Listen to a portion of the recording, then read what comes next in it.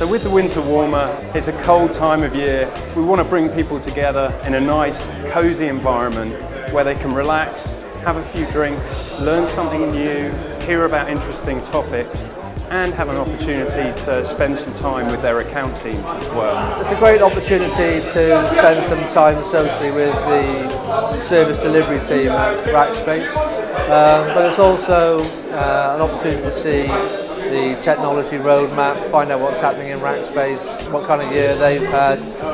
They also have some entertaining and interesting guest speakers as well. I really enjoyed the security guy. It's just funny to hear how easy it is to hack things that we think are very secure. And this is actually part of the use case for private cloud is security. So it's just good to hear how scary it is out there. It makes my job a little easier. I've been talking about security in general from my past 25 years ago when I was hacking into very early remote cloud-based systems and what it means for security today. You know, I've had questions like, what do you understand the cloud to be? And there is that misunderstanding even at the very early level, at the very base level.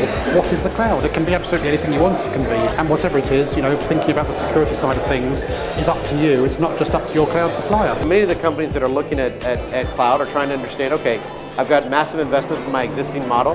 I've got a lot of investments in the software that runs on top of it. I want to get to cloud, but I can't get there overnight.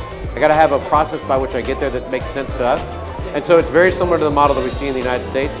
And trying to bring that here, I think is something that will be relatively easy to translate. It's very early stages. It's a very early model, regardless if you're in Europe, or you're in Asia, or you're in the United States. But that's where we think the world's headed in the next 10 years. And I think the reception was very strong.